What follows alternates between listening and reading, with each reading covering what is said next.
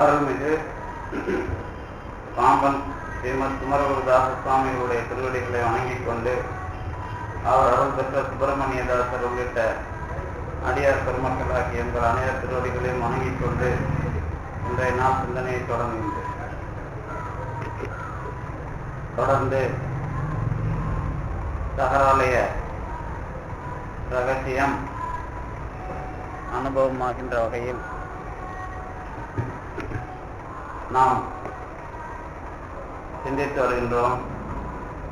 அந்த வகையில் சகராலய ரகசியத்தின் 2ஆம் காண்டத்தின் 30-31 ஆகிய பாடல்களை சென்ற வாரம் சிந்தித்திருந்தோம். அதிலே சுவாமிகளுடைய விளக்கமாக சைவ சித்தாந்தத்திற்கு உரிய ஒரு தெளிவான செய்தியை வழங்குவதாக இருக்கின்ற பகுதி அது. அதிலே சுவாமிகள் அமைக்கின்ற 2 விதமான செய்திகள். ஒன்று, வினையை பற்றிய தெளிவான முடிவு. 2வது, வினை கடத்தலில் எந்த மாதிரியான ஒரு அமைப்பு என்பது பற்றி ஒரு தெளிவை அமைக்கின்ற பகுதியாக சுவாமிகள் அமைத்திருக்கின்றார். அதிலே குறிப்பாக சுவாமிகள் தருகின்ற விஷயங்களை வைத்து நடைமுறை அனுபவமாக நாம் சிலவற்றை இணைத்து சிந்திக்கின்றோம். குறிப்பாக பிறப்பு எய்துதல் என்பதை எப்படி புரிந்து கொள்ள வேண்டும் என்பதுதான் வினையை அடிப்படையாக வைத்து நாம் புரிந்து கொள்ளுகின்ற திட்டம். இதிலே பலவிதமான விளக்கங்களை சிந்திப்பதற்கு சென்ற வாரத்தில் ஔவையாருடைய நல்வழியையும் நாம் இணைத்து சிந்தித்தோம். அதிலே ஔவையார் குறிப்பிட்ட ஒரு முக்கியமான பாடல், வேதம் முதலாய நூலகத்திலும் நமக்கு எந்த விதமான தெளிவான விடுதலை என்பதாக நீங்கள் கிடைக்கும் என்பதாக எண்ண வேண்டாம் என்பதை பற்றி ஔவையார் சொன்ன அந்த பாடலை படித்து காட்டினேன். வினைப்பயனை வெல்வதற்கு வேதம் முதலாம் அனைத்து ஆய நூலகத்தும் இல்லை, நினைப்பது என கண்ணுறுவது அல்லால் கவலைப்படேன் நெஞ்சே, மெய் விண் உருவார்க்கு இல்லை விதி என்பதுதான் ஔவையார் நல்வழியில் வருகின்ற ஒரு முக்கியமான பாடல். அது 37வது பாடலாக அதை நல்வழியில் அமைத்திருக்கிறார். அந்த பாடலை சென்ற வாரத்தில் தொடங்கி சிலவற்றை இணைத்து சிந்தித்திருந்தோம். அதிலே சென்ற வாரத்தில் சொன்னது, நாம் படிக்கிற எந்த நூலகத்திலேயும்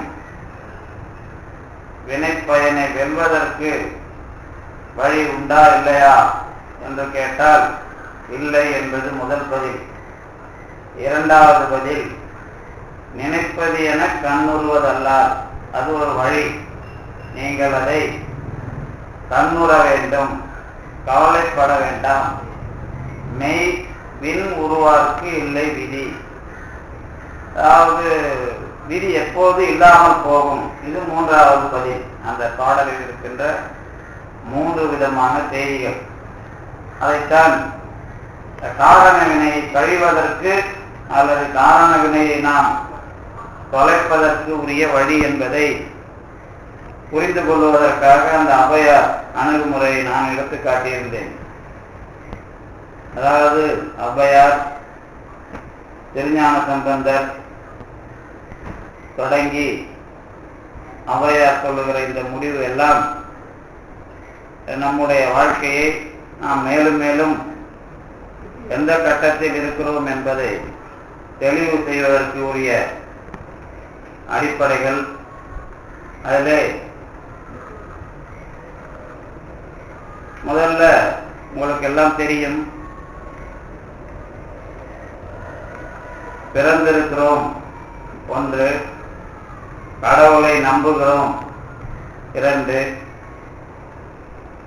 கடவுளை நம்புகிற பிறகு கடவுளை நம்புவது என்பதிலே எப்படிப்பட்ட ஞானம், அதிலேதான் வினை கழிவது என்பதும் அடங்கி இருக்கிறது. அதாவது பல முறைகளில் நாம் இதை சிந்தித்திருக்கிறோம். இருந்தாலும் அடியவர்களுக்கு திரும்ப திரும்ப அந்த வினை சம்பந்தமான வினாக்கள் தொடர்ந்து கொண்டுதான் இருக்கிறது. பாம்பன் சாமிகளும் ஒரு உதாரணத்தை சொல்லுவார். காரணம் கழியாது அழிந்து தோன்றுவது மதி பொறும் என அறிவாயார். அதாவது நினைக்க வேண்டாம் என்று திருக்கோயில் வழிபாட்டிலே வந்து நின்றாலும் எப்படி அது நினைக்க வேண்டாம் என்று சொன்னதை நாம் நினைக்கிறோமோ அதே போலத்தான் இந்த வினை, காரண வினை தொடர்ந்து கொண்டிருக்கும். அதாவது பாம்பன் சாமிகள் சொல்லுகிற அந்த உதாரணம் மிக முக்கியமான உதாரணம். அவர் அதற்கு விளக்கம் எழுதும் போதும், மதி என்றது மனத்தை, பல்சிற எண்ணங்களாய் நிற்கும் இம்மனம் நினைப்பை மறந்த காலத்தும் செயத்தும் அது தோன்றற்கு ஒரு காரணமாய் இருப்பது.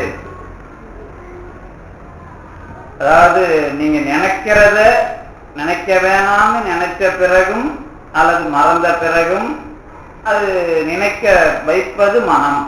அதனால காரண வினைக்கு அது உதாரணமாக நான் சொன்னேன் என்று பாம்பன் சாமிகள் அதுக்கு விளக்கம் எழுதுறார்.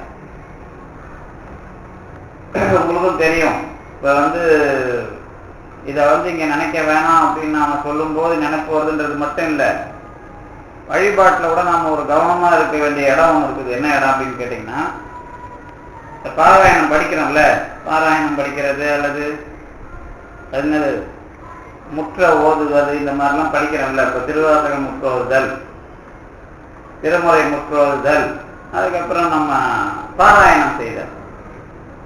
இப்போ பாராயணம் செய்யறதுலாம் உங்களுக்கு தெரியும். பாராயணம் எதுக்கு பண்றோம் அப்படின்னா, ஏதாவது ஒரு நோக்கத்தை வச்சுதான் பண்றோம். பாராயணம் செய்யறது, வழிபாடு செய்வது, பாடல் வழிபாடு பாராயணம். இப்போ பாராயணத்துல நாம ஒரு வேண்டுகோளை வச்சுதான் பாராயணம் பண்றோம்.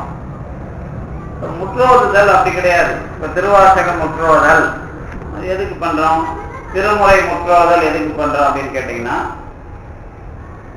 நீங்க எதுக்கு பண்றீங்க எனக்கு தெரியாது. முற்றோதுதல் அப்படின்னா முற்ற ஓதுதல். இப்ப பாராயணம் அப்படி கிடையாது. எனக்கு எந்த பலன் வேண்டுமோ அதுக்கேற்ற மாதிரி நான் அந்த பாராயண நூலை தேர்ந்தெடுப்பது. அதுலயும் சில பேருக்கு எல்லா பலனும் இதுல கிடைச்சிருமா அப்படின்னு சில பேருக்கு கேள்வி வரும். எது எது சாமி சொல்றாரோ அதை வச்சு நம்ம படிக்கலாம் அப்படிங்கிற மாதிரி வரும். சில பேருக்கு அது என்னது, அது அடுத்தவங்க சொல்றதை வச்சு படிப்பாங்க. சில பேருக்கு அனுபவத்துல இது நடந்திருக்குது, அதனால இது ஒன்னே போதும் அப்படிங்கிற மாதிரி பண்றது. இந்த வரலாறுல தான் நான் கூட சொல்லியிருப்பேன், சண்முக கவசம் ஏன் வந்தது அப்படின்னு சொல்றப்போ, கந்தசஷ்டி கவசத்துக்கு மேல சண்முக கவசம் ஏன் வருது அப்படிங்கிறப்போ ஒரு தடவை நான் பல தடவை சொல்லியிருப்பேன், அது உங்களுக்கு தெரியும். வழிபாட்டுக்குள்ள வர்றவனை பற்றி மாணிக்க வாசகர் ஒன்று சொல்றார், வேண்டத்தக்கது அறிவோய் வேண்ட முழுதும் தருவோய். மாணிக்க வாசகர் சொல்றது, நாம கேட்கிறத கொடுக்கிறவன் நமக்கு எது வேணுமோ அதை தரணுன்றது தெரிஞ்சவன் கடவுள் தான். அதாவது நமக்கு எது வேணுன்றது நமக்கு தெரியாது. ஏன்னா நம்ம இந்த பிறப்புல நாம கேட்கறது நமக்கு நல்லதா முடியுமா கெட்டதா முடியுமான்னு தெரியாது. ஒருத்தர் ஒரு வீட்டுல உடம்பு சரியில்லாம இருக்கிறாங்க, காலையில போய் பார்த்தேன், ரொம்ப மோசமா இருக்கிறார், பீடி குடிச்சு உடம்பெல்லாம் ரொம்ப கெட்டு போய் டிபி வந்துச்சு, 2வது கட்டத்துக்கு வந்துருச்சு. அப்போ சொன்னேன் நான், பீடி சிகரெட்லாம் பிடிக்கும்போது அவர் ஆனந்தமா பிடிச்சாருல்ல, இப்ப ஐயோ ஐயோன்னு கத்திக்கிட்டு இருக்காரு, அதுக்கு பதில இவ்வளவு நாள் கழிச்சு சொல்ல வேண்டியது இருக்குதுல்ல. அதுக்கப்புறம் சொன்னேன், இது ஐயோ ஐயோன்னு அவர் கத்துறது நமக்கு வேதனையா இருக்குதுன்னு அவங்க பொண்ணும் அம்மாவும் சொல்றாங்க. நான் சொன்னேன், அதுக்கு ஒன்றும் இல்லை, நீங்க அவரை முன்னாடியே பார்த்து இது முதல் கட்டத்திலேயே இதை பார்த்து நீங்க ஏதாவது கொஞ்சம் உஷாரா பண்ணியிருந்தீங்கன்னா உங்களுக்கு அந்த வழி கிடையாது. இல்லை பார்ப்போம், நீங்களும் அதுக்கு தப்பு பண்றீங்கல்ல, இப்போ நீங்க தான் அதை அனுபவிக்கணும், அவர் அதை அனுபவிக்கணும் அப்படின்னு தான். நான் வேற நீங்க நோயாளி பார்த்தா கூட இப்படியா பேசுன்னு கேட்கக்கூடாது. நீங்க அப்படிதான் பேச சொல்லிட்டு வந்தேன்னு வச்சுங்களேன். விஷயம் என்ன அப்படின்னு கேட்டீங்கன்னா, நான் பிடிக்கிற காலத்துல எனக்கு உதவியா இருந்தது. இப்ப ஐயோ அம்மான்னு கத்தும் போது அது நான் பிடிச்சது தப்புன்னு நான் சொல்லுவேன்னா, வயிறு வலிக்குதுன்னு சொல்லுவேன்னா என்னன்னு சொல்லுவேன்?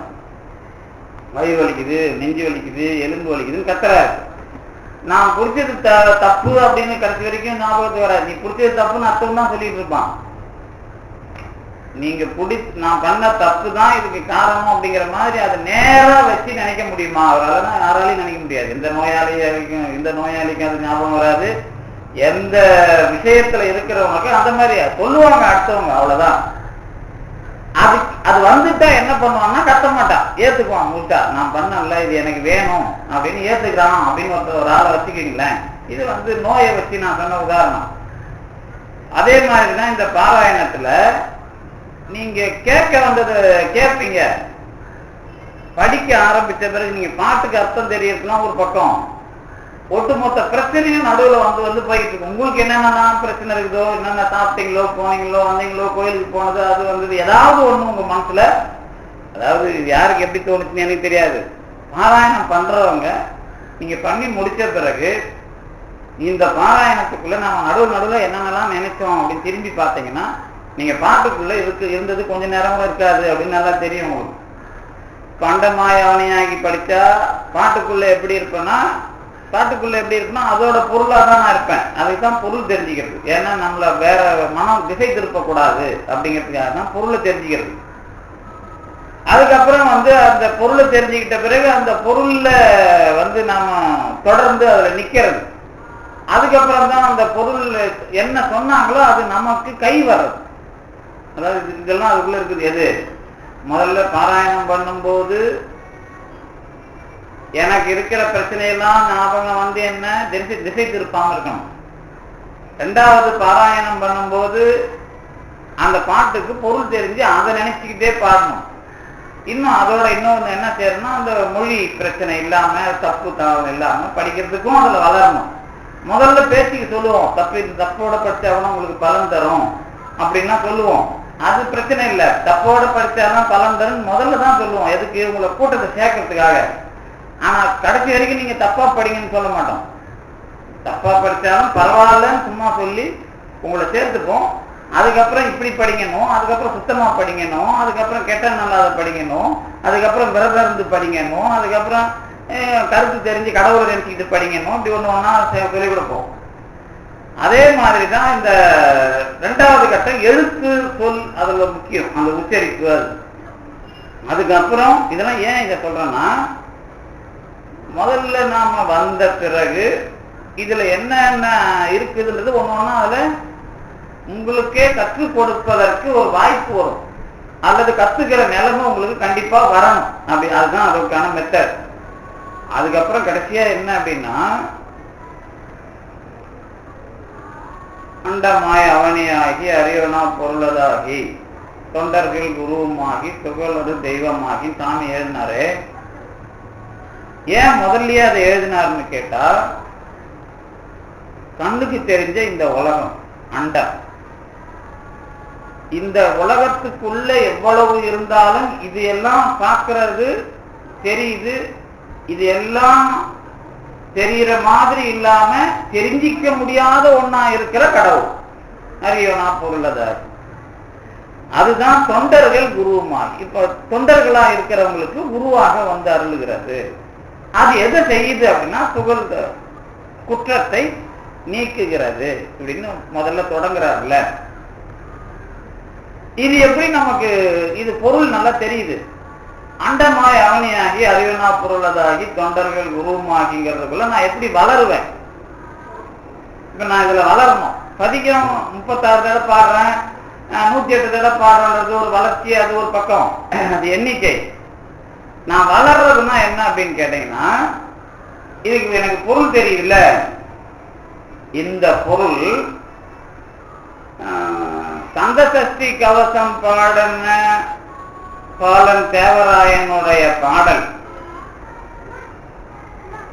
முருகனை மற்ற தெய்வம் மாதிரி ஒரு தெய்வமா வச்சு அவர்கிட்ட கேட்டு வாங்கிறதுக்கு பாடப்பட்ட ஒரு பாடல்.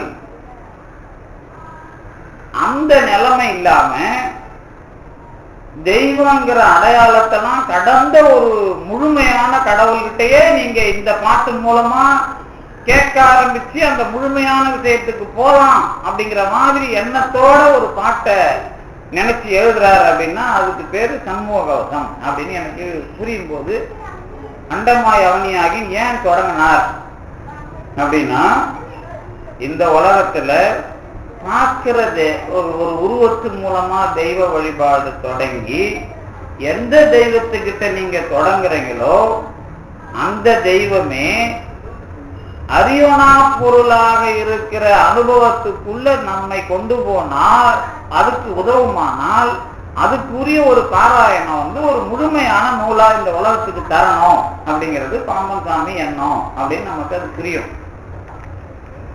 இது நான் சொன்னது அவர் எதுக்காக பாடினார் அப்படிங்கிறது. இப்ப இந்த அண்டமாய் அவனியாகி அறிவனா பொருளதாகிங்கிறது எனக்கு எப்படி வளரும் அப்படின்னு கேட்டீங்கன்னா, நான் பார்க்கிற உருவத்துக்குள்ள இப்ப முருகப்பெருமானுடைய வடிவம் அப்படின்னு முதல்ல நான் வழிபடுறேன்ல, இந்த வழிபாடு என்னவா ஆகும் கேட்டீங்கன்னா, எத்தனை தெய்வத்துக்குள்ள நான் வழிபாட்டுக்கு போனாலும் எனக்கு அந்த தெய்வம் தனியா இது ஒண்ணு கொடுக்குது அப்படிங்கிற எண்ணத்தோட நாங்க போக மாட்டேன். அதோட வளர்ச்சி நல்லா இருக்குமானால் சாமி என்ன பாடுறாருன்னா, அனவரத பாராயண அஷ்டகத்துல முருகன், உமை, கணபதி, சிவன், திருமால் இதெல்லாம் நீங்க வேறுபாடு இல்லாம பாருங்க அப்படிங்கிறது மனசுல கொண்டு வர்றதுக்காக அனவரத பாராயண அஷ்டகம் பாடி கொடுக்குறாரு நமக்கு. ஆனா அது உங்களுக்கு அதை பாட பாட அது கை வரணும். அதே விஷயம்தான் அது ஒரு பெரிய பிரச்சனையா இருக்கிறவன் அதை பாடி அதுல இருந்து வெளியே வர்றதுக்கு மட்டுமே அது என்ன சிறப்பு மருத்துவம் மாதிரி அது சிறப்பு பாராயணம்.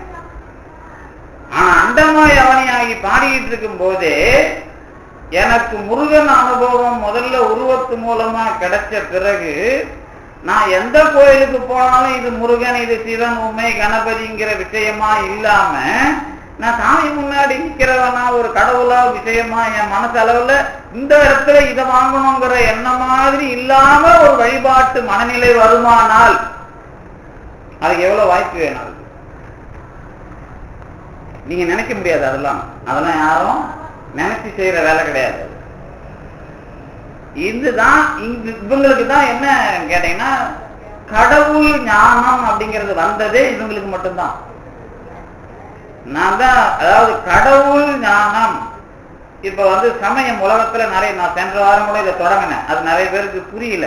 என்ன புரியல அப்படின்னா, நீ என்னடா வித்தியாசமா பேசுறதுன்னு என்ன கேட்க கூடாது. நான் தெளிவா பேசுறதுனால அது உலகத்துல எல்லா நதியும் கடல்ல தான் போய் சேருது, அந்த மாதிரி உலகத்துல இருக்கிற எல்லா சமயம் கடவுள்கிட்ட தான் போகுதுன்னு எல்லாம் சொல்லுவான். அது ஒன்றும் பிரச்சனை இல்லை. ஆனா எல்லா சமயமும் கடவுள்கிட்ட கொண்டு போய் சேர்க்குமான்னு கேட்டா கண்டிப்பா சேர்க்காது. ஏன் இதை இவ்வளவு தெளிவா நான் சொல்றேன் அப்படின்னு கேட்டீங்கன்னா, நீங்க அதுக்காக சமய காழ்ப்புணர்ச்சியில பேசுறீங்களா, இல்ல எல்லாத்துக்கிற அதாவது நீங்க உலகத்துல இருக்கிற எல்லா கடவுளும் சிவன் தான், அதனால நீங்க இங்கதான் சேர்ந்துருக்கணும் அப்படி பாடுற இந்த மாதிரி நிறைய பாட்டு இருக்குது, அதெல்லாம் விஷயம் வேற. பாடுறது கேட்கறது இதெல்லாம் எனக்கு பிரச்சனை இல்லை. நாம எந்த மாதிரி எதுக்குள்ள போய் சேர்ந்தோம் அப்படின்னு வரலாறு தெரிஞ்சதுன்னா, நீங்க போன இடம் நல்ல இடமா சேர முடியுமா அப்படின்னு கேட்டா முடியாது. இப்போ நேரா ஒரு பதில் சொல்றேன். முதல்ல எல்லா நதிகளும் கடலை போய் சேர்ற மாதிரி நேரா ஒரே விஷயமா போய் அது நேரா கடல்ல போய் சேருதுன்னு உதாரணம் உங்களுக்கு புரிஞ்சாலும், ஒரு சமயத்துல நீங்க கடவுளை நோக்கி இப்ப போறீங்கன்னு வச்சுங்களேன், அந்த சமயத்தோட முற்றில அடுத்த எந்த சமயத்துல போனா கடவுள நேரா கலக்கலாமோ அதுக்கு அது வழி தரும். நல்லா இப்ப புரிஞ்சுக்கணும். நீங்க அந்த வகையில மட்டும்தான் அதை நாம ஏத்துக்குவோம். எது ஒரு சமயத்துக்குள்ள போய் நேரம் அதுவே கடவுள்கிட்ட கொண்டு போய் விடுமான்னா கண்டிப்பா விடாது. ஏன் இதை தெளிவா சொல்றேன் அப்படின்னா, கடவுள்ல அனுபவிச்சீங்க அப்படின்னா கடவுள் இருக்கிறாருங்கிறது உண்மை. ஆனா கடவுளை பத்தி தெரியாமலே அந்த ஞானம் இல்லாம பேசுறவன் தான் எல்லா சமயமும் கடவுள்கிட்ட கொண்டு போய் விடுன்னு சொல்றது.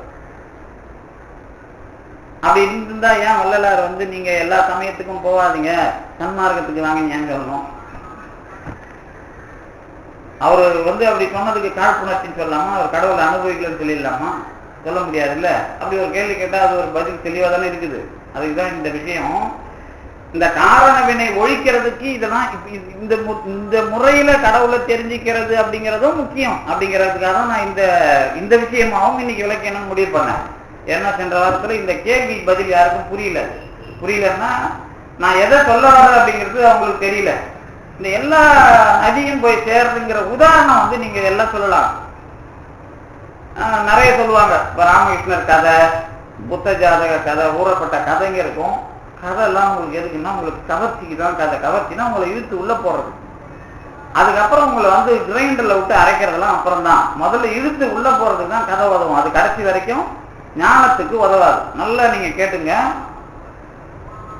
எந்த காலத்திலேயும் கற்பனை என்கிற ஒன்றன் மூலமாக புரிய வச்சுக்கிட்டே இருந்தா அது உங்களுக்கு உண்மையான ஞானத்துக்கு உதவவே உதவாது. அதனாலதான் கலை உரைத்த கற்பனையே நிலையென கொண்டாடும் கண்மூடி பழக்கமெல்லாம் மண்மூடி போக அப்படின்னு ஒரு வள்ளலார் இருப்பாங்க. இதுல என்ன செய்தி அப்படின்னு கேட்டீங்கன்னா, இந்த கடவுள் அப்படிங்கிறத பத்தி நீங்க அனுபவிக்கிறவன் பேசுறான் அப்படின்னு சொல்லிட்டா அவங்க சொன்ன முறையிலையும் இவங்க சொன்ன முறையிலையும் வேறுபாடு வராது. ஆனா நாம போற முறையை திருத்துற மாதிரி வரும். நல்லா புரிஞ்சுக்கணும் வேறுபாடு. இப்ப நீங்க நான் எல்லாரும் இருக்கிறோம், எல்லாருமே சைவர்கள் தான். இங்க இப்ப சைவர்கள்ங்கிறதுனால எல்லாருக்கும் கடவுள் ஒரே மாதிரி தெரியுதா அப்படின்னு கேட்டா இல்ல. இங்க அசைவர்கள் இருக்கலாம், அது வேற விஷயம். இப்ப சைவர்களுக்கு மட்டும் கடவுள் இப்ப எல்லாருமே சைவர்கள் தான், இப்ப எல்லாருக்குமே ஒரே மாதிரி புரிஞ்சிருதா அப்படின்னு கேட்டா எல்லாருக்கும் ஒரே மாதிரி புரியல சார். ஏன் புரியலன்னா, உன்னோட நடைமுறை வேற, என்னோட நடைமுறை வேற. ஏன் நடைமுறை வேற, உன் நடைமுறை வேறன்னு எப்படி சார் சொல்றீங்க அப்படின்னா, நீ ஒருத்தர் நான் நேற்று ஒரு நண்பரோட ஒரு இடத்துக்கு போறேன். இதெல்லாம் ஏன் சொல்றேன்னா, இந்த புரிஞ்சுக்கிற முறையில இதுதான் ஒரு ஆளை பத்தி தெரிஞ்சுக்கிற முறை. இது இந்த இடம் உங்களுக்கு மனநிலை ரீதியா ரொம்ப நீங்க எந்த அளவுக்கு தெளிவா இருக்கிறீங்க அப்படிங்கிறத புரிஞ்சுக்க வரும்.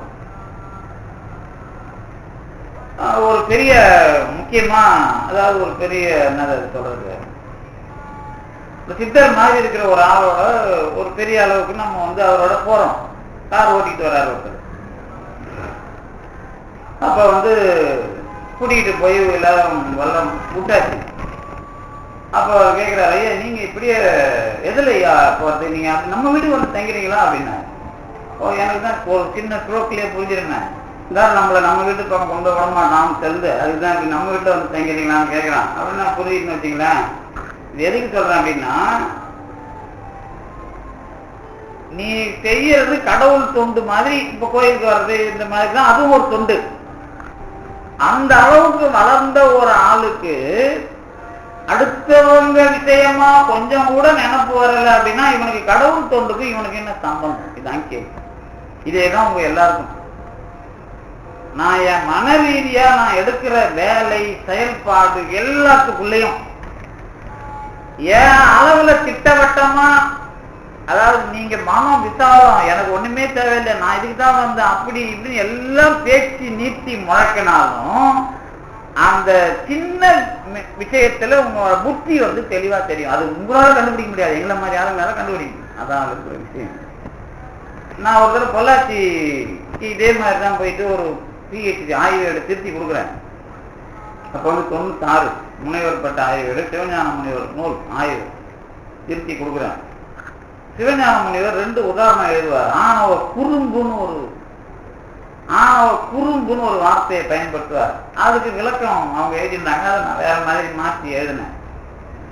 அப்ப நமக்கு இந்த தலையில மரக்கிழவு படுக்கையா இருந்த 4 வருஷம், அது 96, 97. அப்ப படுத்துக்கிட்டு தான் எல்லாம் சொல்றோம், திருத்தம் எல்லாம் பண்றோம். அப்ப ஏறக்குறைய முடிகிற தருவாயில அவங்க மைசூர் பார்க், கிருஷ்ணா ஸ்வீட், அப்பதான் நீங்க எல்லாம் 96, 97 கோயம்புத்தூர்ல தானே ஃபேமஸ். அது கிருஷ்ணாவை இன்னொன்று இருக்குமா, அது வாங்கிட்டு வந்தாங்க 4 கிலோ ஏதோ. நான் என்ன பண்ணேன், ஐயா சாப்பிட மாட்டேன் போதும் எனக்கு அப்படின்னு திருப்பி கொடுக்குறேன். அவங்க என்ன பண்றாங்க, ஐயா நீங்க சாப்பிடுங்கய்யா, சாப்பிட்டுவீங்க எல்லாம் சாப்பிட்டு போதும்னு சொல்லிட்டு வச்சாச்சு. அதுக்கப்புறம் வேலை முடிஞ்ச பிறகு வீட்டுக்கு போவாங்க. வீட்டுக்கு போகும்போது என்ன பண்ண, சரி நம்ம பசங்க சாப்பிடுவாங்க அப்படின்னு அதை எடுத்துக்கிட்டு போயாச்சு. அதுக்கு அடுத்த நாள் தான் நான் அந்த ஆணவ குறும்புக்கு விளக்கம் சொல்றேன். வேற மாதிரி எதுக்கு சொல்றேன் அப்படின்னா, ஒரு ஆளுக்கு இதை செய்யணும்னு முடிவு பண்ணிட்ட பிறகு அதுக்குள்ள இன்னொரு விடை அந்த செயலையே மாத்துது அப்படின்னா உங்க மனநிலை அதுல தெரிஞ்சிடும். அவ்வளவுதான் விஷயம்.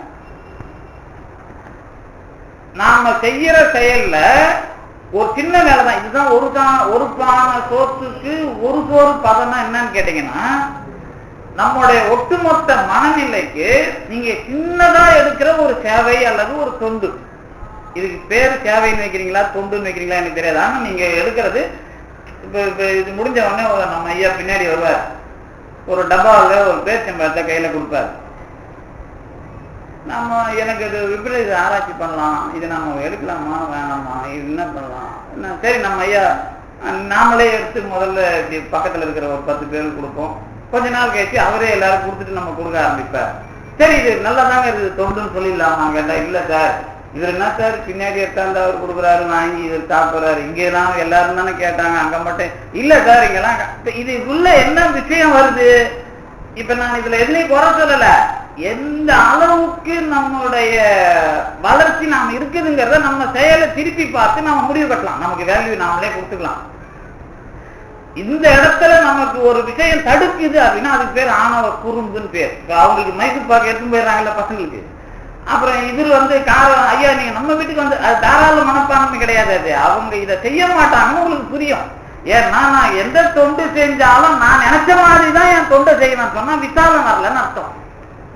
கடவுள் வழிபாட்டிலையும் நான் நிக்கிறேன் அப்படின்னா அதுல நீங்க எதுக்கு நினைக்கிறீங்களோ அதுக்குதான் கடவுள் வழிபாடா இருக்குதே தவிர அதுல விசாலம் வரலன்னு அர்த்தம்.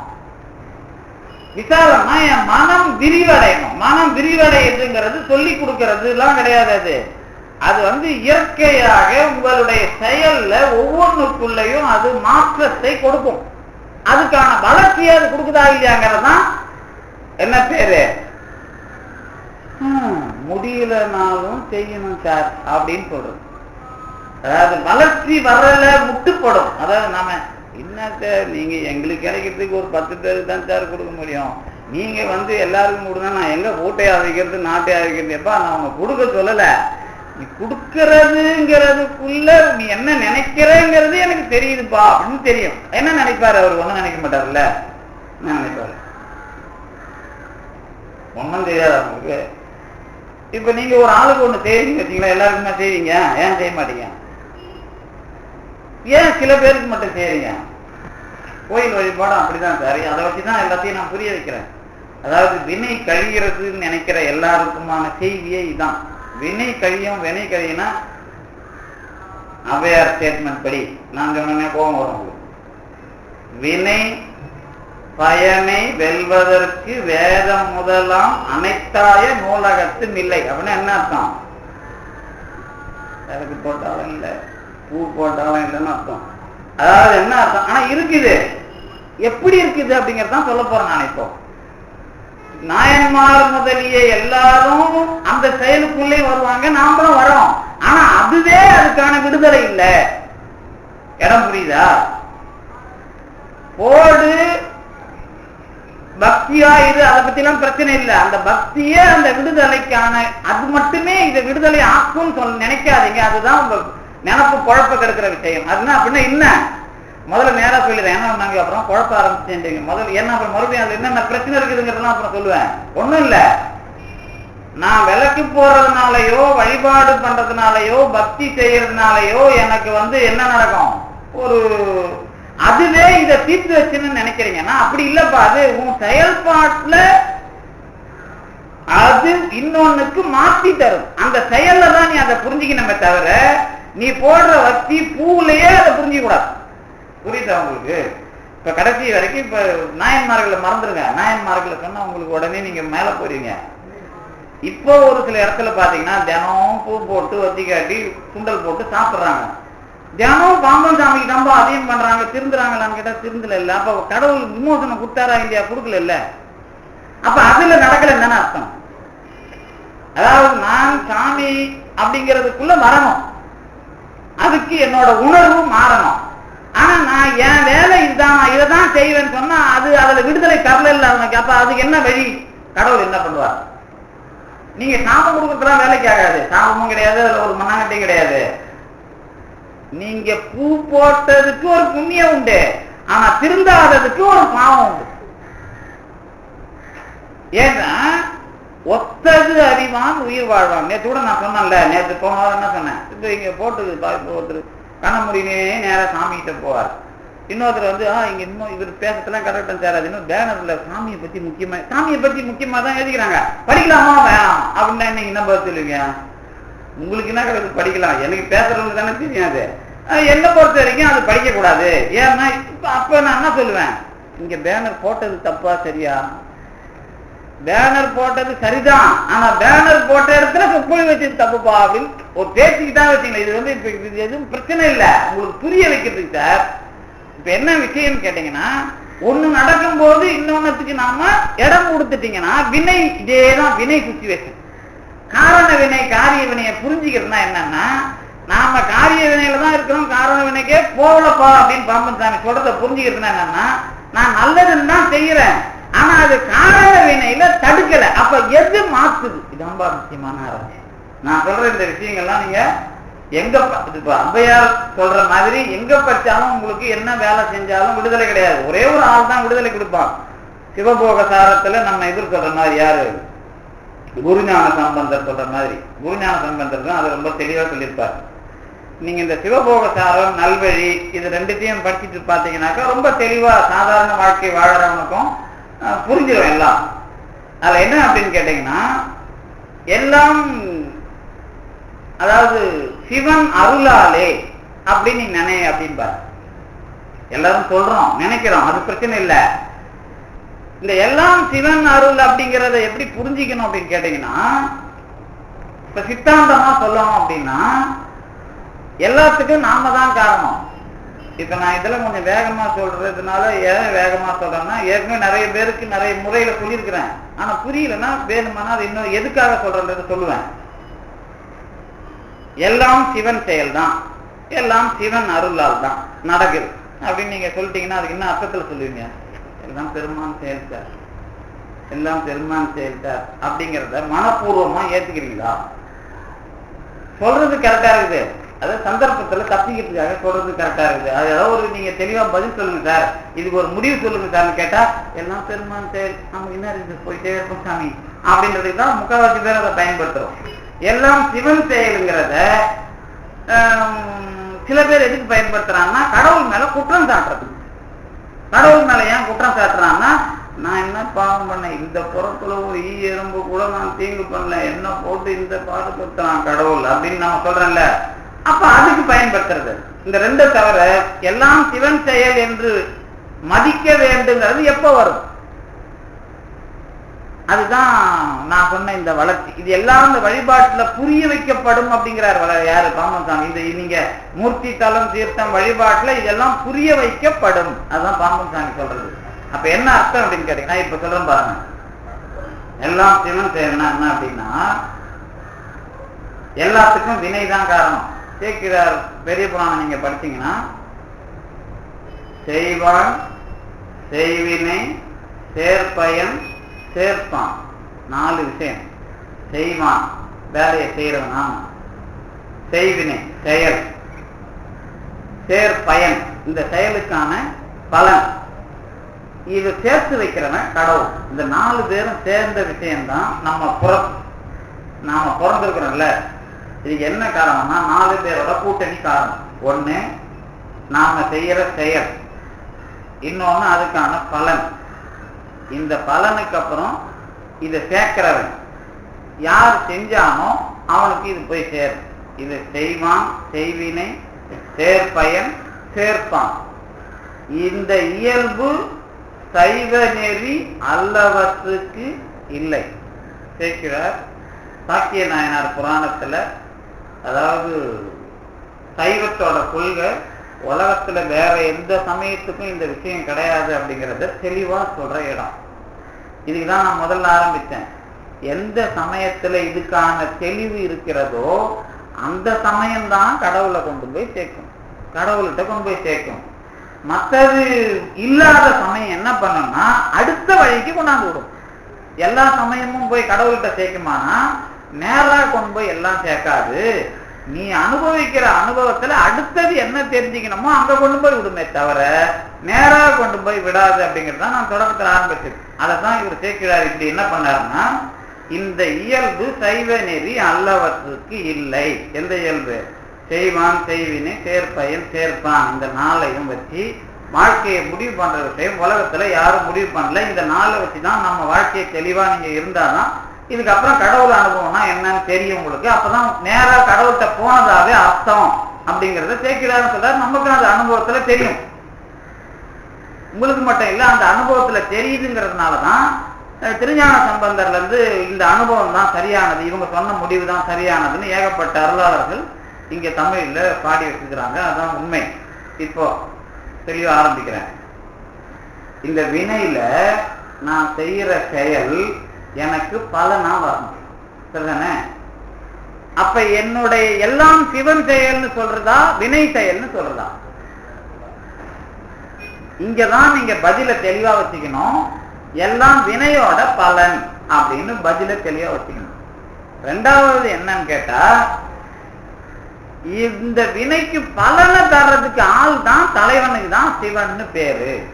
அப்ப எல்லாம் சிவன் செயல்னு சொன்னா முதல் கட்டமா என்ன?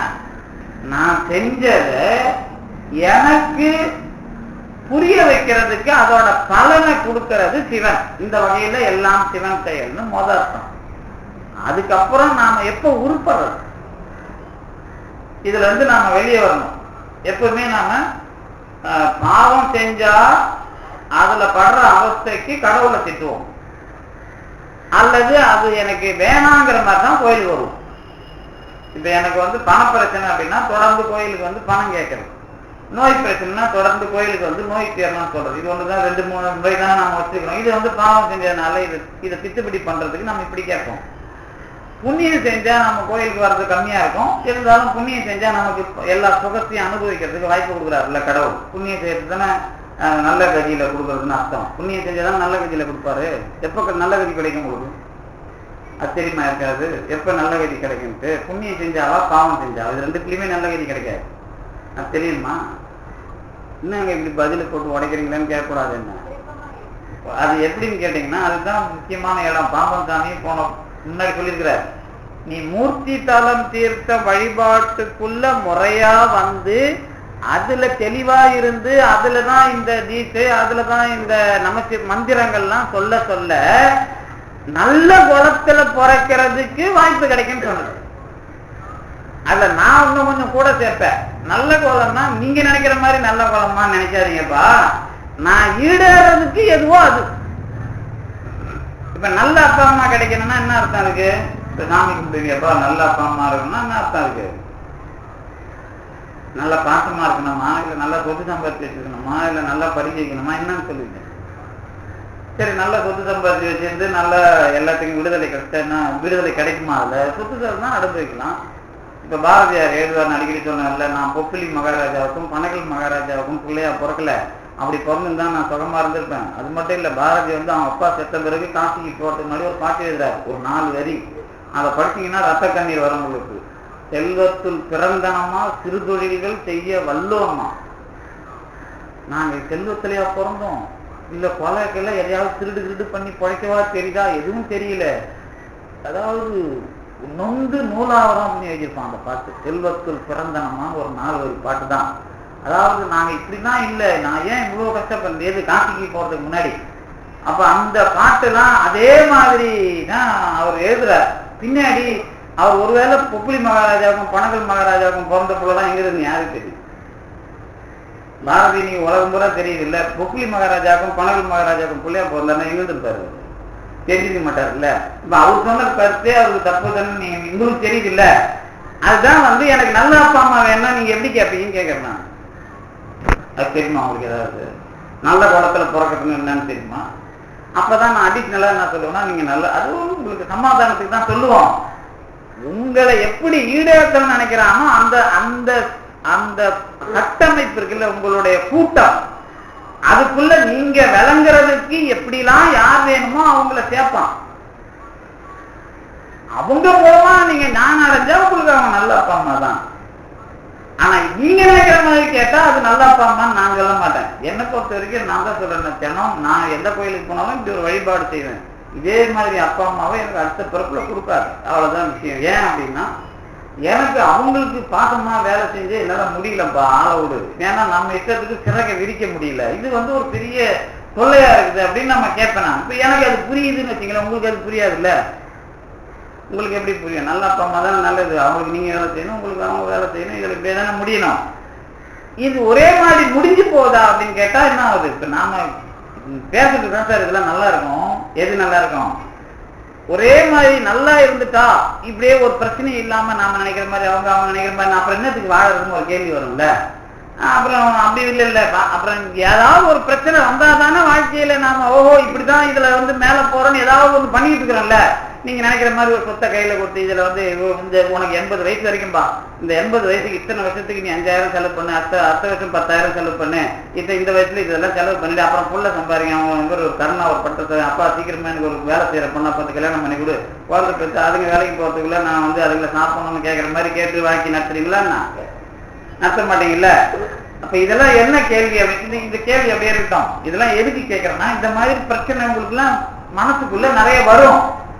விஷயம் என்னன்னு கேட்டீங்கன்னா, இந்த எல்லாம் சிவன் செயல் அப்படிங்கிறதுல முக்கியமான இடம், நீங்க செஞ்சது இப்ப வந்தது இத சிவன் செய்யறாருங்கிறதோட மட்டும் நிக்கலாது. செஞ்சதுல நீங்க என்ன நினைப்போட செஞ்சீங்க, என்ன நினைப்புல தப்பு பண்றோம், எந்த நினைப்பு உங்களுக்கு வரணும் அப்படிங்கிறத முடிவு பண்றது யாரு அப்படின்னா அதுதான் சிவன். அதாவது இந்த சிவன்னா இவரு அவருன்னு இல்ல, கடவுள் அப்படி வச்சுங்களேன். கடவுள்ங்கிறவருடைய தனித்தன்மை என்ன அப்படின்னு கேட்டீங்கன்னா, இந்த இடத்துல நீங்க எல்லாருமே கவனமா இருக்கணும். நான் சொன்ன காலையில போய் ஒரு நோயாளியை பார்த்துட்டு வந்தேன். அவர் வந்து இப்ப ஐயோ அம்மா அப்பான்னு கத்துறாரு. அவர் முதல்லயே தெரிஞ்சிருந்திருந்தா என்ன பண்ணிருப்பாரு, விட்டுருப்பாருல. இப்போ இந்த அவஸ்தைப்படும் போது உடம்பு தெரியல அவருக்கு. இப்பவும் என்ன சண்டை நடக்குது, பீடி வேணும் தான் சண்டை நடக்குது வீட்டுல. ஏன்னா இன்னமும் அவருக்கு அது புரியல. அப்ப கடவுள் என்ன பண்ணுவான்? இந்த மாதிரி ஆளை வச்சுட்டு என்ன பண்ணுவான்? ஒன்னும் பண்ண முடியாது. இதேதான் பாராயண கேசம், பீடி பிடிக்கிற கதையதான் பாராயணம், ரெண்டும் ஒண்ணுதான். கடவுள் இந்த விஷயத்தை எப்படி தீர்க்கிறது, எல்லா நாம எடுத்திருக்கிற முறை எல்லாமே ஒண்ணுதான், பொருள் வேற, அவ்வளவுதான். அவரு இன்னமும் பீடிதான் கேட்கிறாரு தவிர ஐயோ நான் பிடிச்சதுனால தப்பு, இப்ப வந்து நான் வந்து இதை பண்ண, ஏன்னா அவருக்கு அந்த எண்ணம் இன்னும் மாறல. இவர்கள் பசங்க இருக்கிறாங்கல்ல, அதுங்க என்ன பண்ணுதுன்னா சாமிக்கு வழிபாடு பண்ணி அவர் உயிரோட இருக்க நினைச்சிட்டதுனால இதுங்களும் அந்த விஷயத்தை ஏத்துக்கணும். வந்து இவங்களும் அதுக்குள்ள முழுசா மாற முடியாது. நான் சொல்றது இந்த என்ன விஷயம் கேட்டா கொஞ்சம் ரொம்ப விவரமா சொல்லக்கூடாதுன்னு தான் பாக்குறேன். என்ன அப்படின்னா, அவருக்கு எந்த மனநிலை வரல, இன்னைக்காவது நாம திருந்தணும் அப்படின்னு மனநிலை வரல. ஏன் வரல? ஏன் வரலன்னா எங்களை கேட்டா அப்படிங்களே, பொண்ணு பொண்டாட்டி மேல அக்கறை இருந்தா வரும்ல. பொண்ணு பொண்டாட்டி மேல பாக்குறது வரல, அக்கறை வரல. சரி விடுப்பா. சரி பசங்க என்ன பண்ணிச்சு பாவம், இதுக்கு வந்து அவருக்கு கஷ்டத்தை பார்த்து இது இங்கேயும் அனுபவிக்கணும், இதுக்கு தானே கேட்டுது. அவர் உயிரோட இருக்கணும், வழிபாடு பண்ணி அவர் உயிரோட இருக்கணும், எங்க அப்பா நல்லா இருக்கணும் தானே இதுங்க வழிபாடு பண்ணிடுறாங்க. வழிபாடு பண்ணிட்டாக்க என்ன பண்ணணும்னா, கடவுள் நல்லா இருக்கணுங்கிறதுக்குள்ள அவங்க எந்த அளவுக்கு அதாவது அங்க சக்தியில இருக்குதோ அந்த அளவுக்கு தான் அதை கொடுக்குறான். அதை என்ன பண்ணணும், உயிரோட வச்சுக்கிறான். நீ கேட்டுட்ட இல்ல, நீ அதை அனுபவி, நீ என்னதுக்கு மறுபடியும் என்கிட்ட புலம்புறை தான் கடவுளோட சிஸ்டம். கடவுளோட சிஸ்டத்துல இந்த ரெண்டு சிஸ்டமும் நமக்கு புரியுது. அவங்களுக்கும் சொன்னா கேட்பாங்க. ஆனா நம்ம பின்னாடி வந்த பிறகு நம்ம மேல கோவப்படுவாங்க. என்ன இந்த மனுஷன் ஒரு நல்ல வார்த்தை நாளை சொல்லாம நம்மள நக்கல் பண்ணிட்டு போறோம் அப்படின்னு திட்டுவாங்க. ஒரு நல்ல வார்த்தை நாளை சொல்லாம நாம போய் நீ இது பண்ண தப்பு, நீ இது பண்ண தப்புன்னா அவங்களுக்கு கோவம் வருமா வராதா? வரும். அதை பத்தி நமக்கு ஒன்றும் பிரச்சனை இல்லை. என்ன விஷயம் நல்லா புரிஞ்சுக்கணும். நீங்க அவருக்கு மனநிலை மாறலன்னு நான் சொன்னேன், இவங்களும் கடவுளை வேண்டிடுறாங்கன்னு சொல்றேன். இப்ப இதுக்குள்ள எப்படி விடுதலைக்கு கடவுள் என்ன பண்ணுவார்? அவரு மாறுறதுக்கு வாய்ப்பு பொண்டாட்டி பிள்ளை வச்சு கடவுள் கொடுக்கிறார். அவன் திருந்தல அவனை என்ன பண்ணுவார்? இந்த பிறப்புல அவனை திருத்தத்துக்கு வழியே இல்லை சார். இதுதான் கடவுளால முடியாத விஷயத்துல முக்கியமான விஷயம் இதுதான். அதாவது மனிதன் செத்து பொணமா கடந்தான்னா அவனை எழுப்புறதுக்கு அருளாளர் வேலை பார்ப்பாங்க. உயிரோட இருக்கிறவன மனநிலையை மாத்தினதா எந்த அருளாளர் வரலாறுலையும் இடம் இல்லை.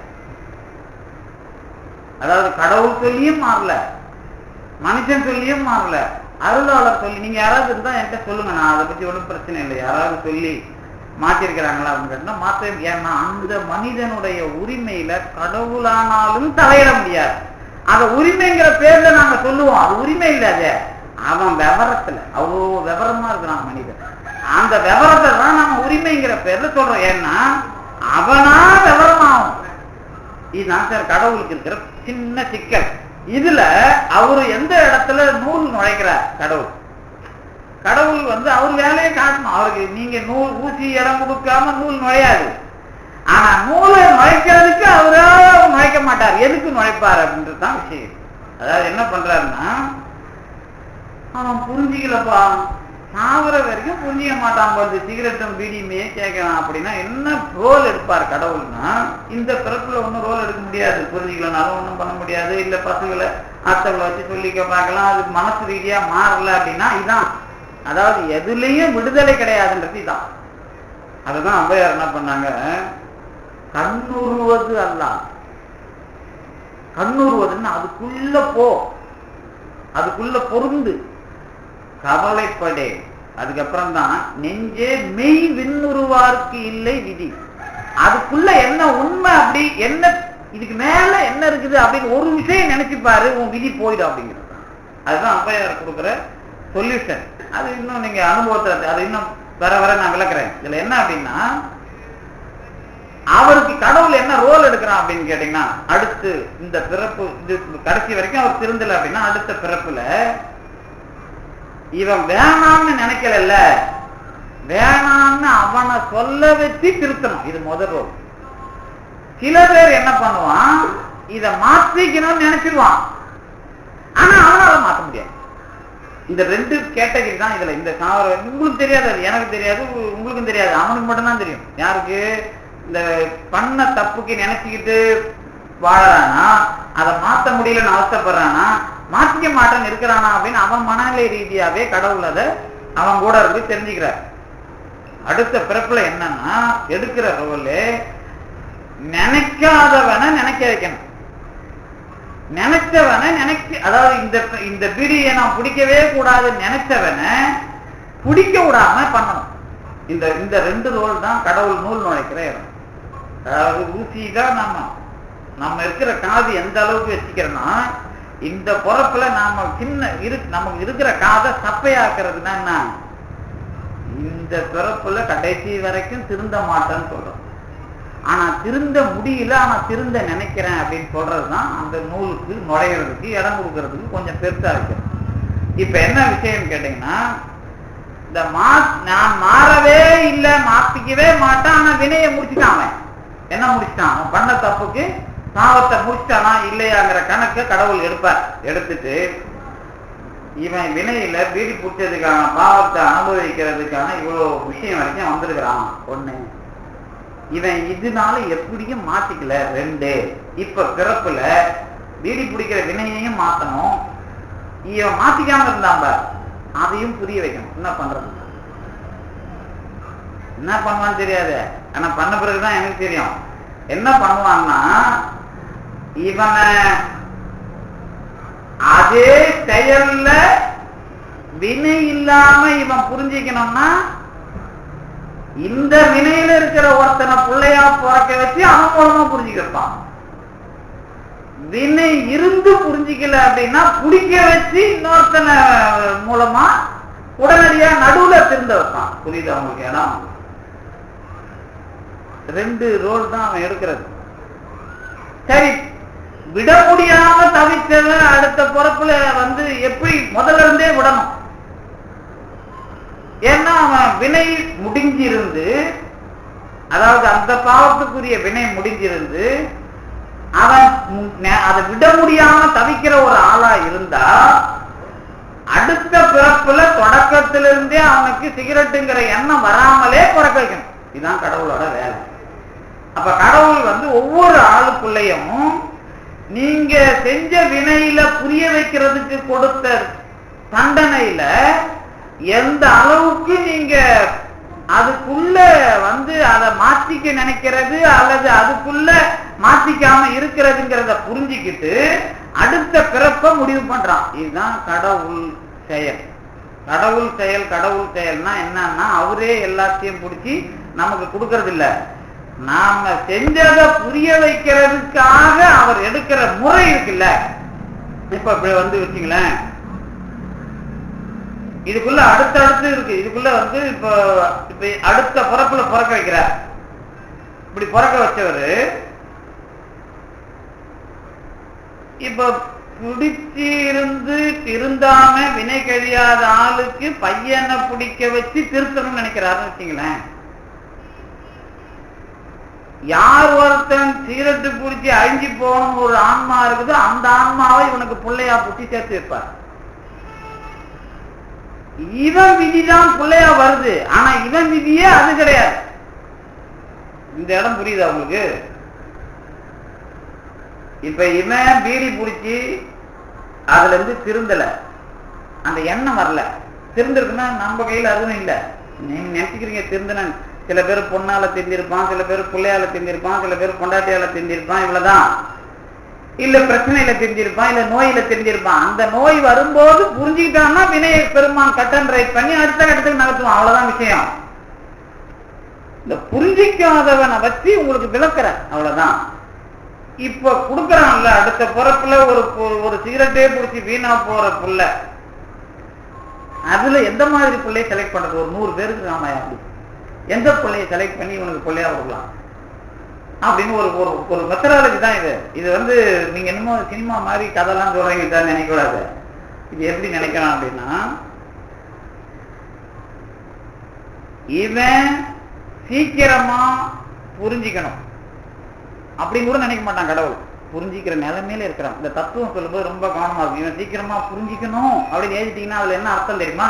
கடவுள் அங்க ரொம்ப ஓவரா திங்க் பண்றான்னு அர்த்தம். கடவுள் கொஞ்சம் கூட ஓவரா திங்க் பண்ண மாட்டான். அவன் ஓவர் ரூல் எப்பவுமே கிடையாது. அவனுக்கு ரொம்ப தெளிவா இந்த தமிழ்ல ஒரு இலக்கணம் வந்தது இல்ல, என்ன இலக்கணம்? பிரசன்ட் கண்டினியூஸ் எழுதுறாங்கல்ல இங்கிலீஷ்ல. அதை நம்ம அதாவது செய்து கொண்டு இருக்கிறேன் அப்படின்னு எழுதுறோம்ல. செய்து கொண்டு இருந்தான், செய்து கொண்டு இருப்பான் அப்படின்னு எழுதுறீங்கல்ல நீட்டமா கண்டினியூஸ். இதுதான் அந்த கடவுள் இந்த கண்டினியூஸுக்குள்ளதான் வருவார். அவர் என்ன பண்ணுவார்னா, இவன் நினைக்கிற நினைப்பு எந்த அளவுக்கு இருக்குதோ அந்த அளவுக்கு அடுத்த பிறப்புல இவன் மூளையை ஃபிட் பண்ணுவான். இவன் மூளையை எப்படி ஃபிட் பண்ணுவான் சொல்லுங்க பாப்போம். இது நல்ல அந்த உதாரணம் மாட்டினதால மற்ற வேற மாதிரி பெண் உதாரணம்லாம் மாட்டினா அதை என்னால புரிய வைக்க முடியாது. இது நல்ல வேலை காலையில அவர் போய் பார்த்ததுனால எனக்கு இந்த நல்ல ஞாபகம் வந்துச்சு. எப்படி திருத்துவான்? நீங்க இவ்வளவு நேரம் ஒரு புள்ள பிறக்க வைப்பான் அதுல தானே இருந்தீங்க. அது கிடையாது, அது ஒரு விஷயம். அது கருவிகள் தான் இது ரெண்டுமே. இவனுக்கு இதான் 100 புள்ள இருக்குது, அதுல எந்த புள்ளைய பிறக்க வைப்பான் அப்படின்னு முதல் விஷயம். அதை முடிவெடுக்கிறதுக்கு கடவுள் எங்க நிக்கிறான் தெரியுமா? இந்த புடிச்சு கெட்டவன் இருக்கிறான்ல, அவன் எந்த மாதிரி மனநிலை உடையவனா இருக்கிறான் அப்படிங்கிறத பார்த்து அந்த மனநிலையில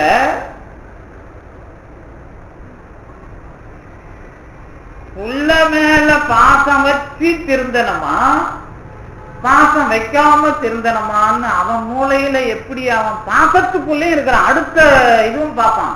எந்த ரோல நீங்க இந்த கெட்ட பழக்கம் ஒண்ணு மட்டும் வச்சே பண்றது இல்லை. இதுதான் கடவுள் பெரிய சூத்திரதாரி. சூத்திரதாரி ஒரு கையில வச்சிருக்க மாட்டார் அவரு. நீங்க நம்மோட வினை ஒரு என்னது அது, சிக்கல் விழுந்த நூல்கண்டு. அதுதானே சிக்கல் விழுந்த நூல்கண்டு. அது இந்த பூ கட்டுறது வருது இல்லை, அந்த நூல்கண்டு இல்லை, அது நைஸ் நூல்கண்டுன்னு வச்சுங்க. ஏன்னா நீங்க திருச்சி போட்டு மொத்தமா எடுத்து அதை மறுபடியும் ரவுண்ட் ஆக்க முடியுமா? ஒரு டெய்லர் தைக்கிற நூல் இருக்குல்ல, இந்த நைஸா ஒண்ணு இருக்குமே மெல்லிசா, அந்த நூலை மொத்தத்தையும் உருவி போட்டு மறுபடியும் நீங்க அதே மாதிரி சுத்தி கொடுப்பீங்களா? கொடுக்க மாட்டீங்கல்ல. அந்த மாதிரி ஒரு நூல்கண்டு. நீங்க உடனே பூ கட்டுற நூல்கண்டு கூட நீங்க உட்காந்து விவரமா பிரிச்சிருவீங்க, எனக்கு தெரியும்.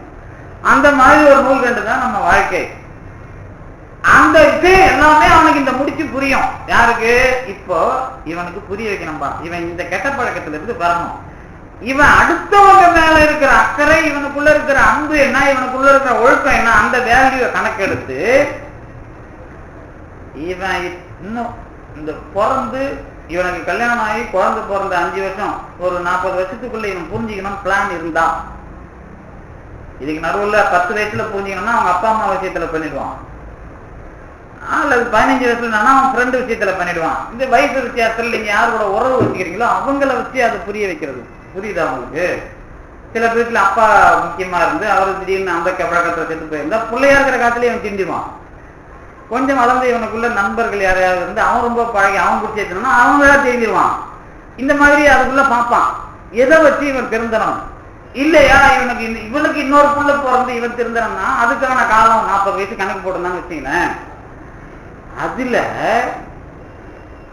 இவ மனநிலைய வச்சு ஏற்கனவே அப்பா மேல அன்பு செலுத்துற பிள்ளையா பிறந்து ஒரு வினை கழியறதுக்கு 10 வயசுல சாவர மாதிரி இருக்கிற ஒரு ஆளை கொண்டாந்து அவனை வச்சு இவன் பழக்கத்தால அவனை சாவ வச்சு இவனை திருடுதை. அவனுக்கு என்ன வினை? அது அப்பா பாசனம் என்னன்னு தெரியாத பிள்ளைய கொண்டாந்து சேர்க்கறது. இந்த மாதிரி ஒரு பயங்கரமான கிரிமினல் வேலை அதுக்குள்ள இருக்கும். எதுக்குள்ள? இந்த வினையை புறக்க வைக்கிறதுக்கு. இதெல்லாம் நீங்க எப்படி சொல்றீங்க அப்படின்னா, அதான் நமக்கு தெரியுது, ஏகப்பட்ட வழிபாட்டிலையும் ஏகப்பட்ட விஷயத்திலையும் ஏகப்பட்ட அனுபவத்திலையும் கொண்டாந்து நம்ம கிட்ட கொட்டுறாங்கல்ல. இதுக்குள்ள இருக்கிற விஷயம் நான் ஓரளவுக்கு இதை புரிய வைக்கிறாங்களதான். இதுக்குள்ள எல்லாருக்குள்ளேயும் இது உண்டு. ஆனா கடவுள் ரொம்பவும் அறிவாளிங்கிறதுனால மட்டும் இல்லை இந்த விஷயம் வினையை செய்யறது, கருணை உள்ளவங்கிறதுனால கூட ஒரே ஒரு விஷயத்தான் பண்றான். என்ன பண்றான்னா, இவன் புத்திக்கு ஏற்ற மாதிரி தான் எல்லா வேலையிலையும் ரவுண்டு கட்டி வினையில புறக்க வச்சு எல்லாம் பண்ணியிருப்பான். இந்த பொறப்புல இவன் இத்தனை இது வரைக்கும் இவ்வளவு கஷ்டப்படணும், இப்படி இப்படி எல்லாம் இருக்குது, இது வழியே இல்லையா அப்படின்னு நீங்க கேட்டீங்கன்னா என்ன தெரியுமா அர்த்தம்? வேற வழியே இல்லைங்கிற மாதிரிதான் தெரியும். இவன் புத்தி இருக்குது இல்ல, யாரு வினைக்கு உள்ள யாரோ அவன் புத்தியில என்ன மெத்தடாலஜி வச்சிருக்கிறானோ அதுக்கு நேர அகைன்ஸ்ட் மெத்தடாலஜில ஒண்ணு வீட்டுல இருக்கும். அதை மட்டும் ஒழுங்கா புடிச்சிட்டான்னா இவன் மொத்த வினையும் சீக்கிரமா தீந்துடும். ஆனா அது யாரும் அது போக முடியாது. ஏன்னா இவனுக்கு நேர் எதிர் கேரக்டர்ல இருக்கு. இந்த கடவுள் விளையாடுற இடம் இருக்குத. ஏன்னா எல்லாருக்கும் ஏதாவது ஒரு புள்ளி விடுதலைக்கு அந்தந்த பிறப்புல கடவுள் வைக்கலன்னா அவன் கருணையாளனே கிடையாது. வான் கருணையாளன் வரல மாணிக்க வாசகர். அதாவது வான் கருணையாளன்னா அதுக்கு மேல ஒரு கருணையை சொல்ல முடியாது. அதனால வானத்திலிருந்து ஒழுகுதுன்னா ஏறக்கூடாது. வான் கருணையால் அப்படின்னா இதான்பா இவ்வளோ வினை இருக்குது, நீ வினையை கொடுத்து என்ன புரிய வைக்கிறவன்லாம் சொல்ற. ஆனா இதை தாண்டி இப்பவே அதுக்குள்ள என்ன விடுதலை பண்றதுக்கு ஒண்ணு வச்சிருக்கிறல்ல. பெரிய அதிகார பலத்துல இருக்கிறவனுக்கு ஆணவம் தான் வேலை செய்யும். அப்படியே ஒட்டுமொத்தமா அடங்கி விழுந்தா மொத்த விடுதலையும் கொடுத்துட்டாங்கல்ல அருளாளர்கள். அங்கதான் நம்ம என்னத்தை பார்க்கிறோம்? ஓ, முழுக்க முழுக்க நம்முடைய எதிர்நிலைக்கு உள்ள ஒரு கடவுள் மொத்த விடுதலையும் அதுல வச்சிருக்கோம். ஆனா அது நமக்கு விளங்கவே விளங்காது. ஏன்னா உன் புத்தி அதுல இருந்து நம்ம புத்தி தான். ஏன்னா இது வரைக்கும் யாரும் விடுதலை அடைஞ்சதா சரித்திரம் எனக்கு தெரிஞ்சு இல்லப்பா. ஏன்னா நான் நிறைய குடும்பங்களோட பழகியிருப்பேன், நிறைய ஆட்களோட பழகிருந்ததில் பார்த்துருக்கிறேன். எப்படி பார்த்துருக்கேன்னா, இவ்வளோ பாவமா பண்ணியிருப்பாங்க, அடுத்த தலைமுறைக்கே வழி இல்லாம கடவுள் சொல்லிட்டு நீங்க பார்த்துக்கிறீங்க. நல்லா தான் இருந்தாங்க, 4 பேர் போயிட்டு இருந்தாங்க. மாமியார்ல இருந்து பேத்திலிருந்து புத்தம் கொண்டாந்து 3 பேர் 4 பேரும் அவுட்டு. என்னப்பா அடுத்த தலைமுறையே அந்த குடும்பத்துல இல்ல போல, இது நமக்கு வருத்தமா இருக்கு. இன்னொரு பக்கம் கார்ல மலையில போயிங்கிறாங்க, 40 கிலோமீட்டர் போயிங்கிறாங்க. சும்மா தட்னா சித்து போற ராஜநாகம் உள்ள கார்ல விளையாடிட்டு வருது. பின்னாடி வந்தவன் பார்த்து சொல்றான், காரை நிறுத்திட்டு இறங்கி ஓடுங்க, பின்னாடி அந்த 6 அடி நீளம் உள்ள அந்த பாம்பு அழகா வெளியில போகுது. நடக்குமா இது? இவன் என்னன்னே தெரியாம இருக்கிறான். இவன் காருக்கு சீட்டு டோக்கன் கொடுத்துருந்தவன் காலி ஆயிட்டான். அவனுக்கு வாழ்க்கையை அவன் அப்படி நினைச்சு பார்த்திருப்பானா? அப்புறம் இவன் நினைச்சு பார்த்திருப்பானா? இல்ல. ஆனா பாம்பு காருக்குள்ள வச்சுக்கிட்டே அதை தப்பிக்க வைக்கிறவனும் கடவுள் தான், என்னன்னு தெரியாம இருக்கிறவனும் காலி பண்றான் கடவுள் தான். அப்ப இதுக்குள்ளதான் கடவுள் இல்லாம நான் ஏன் இவ்வளவு தெளிவா கடவுளை வச்சு மெஸ்மரிக்கலாம் பண்ணல. கடவுள் இருக்கிறான்னு தெரிஞ்ச பிறகு இவ்வளவு தெளிவா அதுக்குள்ள விஷயம் இருக்குதுன்றத சொல்றது அவ்வளவுதான். அதனாலதான் இவ்வளவு தைரியமாவும் சொல்றேன், எல்லா சமயங்களிலும் கடவுள் இல்லைன்னு சொல்றேன். ஏன்னா கடவுள் இருக்கிறார் சொன்ன பிறகு இந்த தெளிவை காட்டாத எந்த சமயத்துக்குள்ளும் கடவுள் இல்லை. அப்ப கடவுள் இருக்கிறாருங்கிறது அனுபவத்துக்கு வர வர நான் செய்யற வேலை என்ன, என் செய்யறவன் யாரு, அதுக்கான பலன் என்ன, அதை கொடுக்கிறவன் எப்படி கொடுக்குறான்ற தெளிவை இவ்வளவு நேரம் நான் கற்போயில எவ்வளவு சொன்னாலும் நீங்க புரிஞ்சிக்காம கேட்டீங்கல்ல. இதுவே இப்படின்னா அவன் புரிய வைக்கிறீங்க, புரியுமா? புரியாது. சரி, நான் எவ்வளவு தான் சொன்னாலும் நீங்க எவ்வளவு உத்தமரா கேட்பீங்க.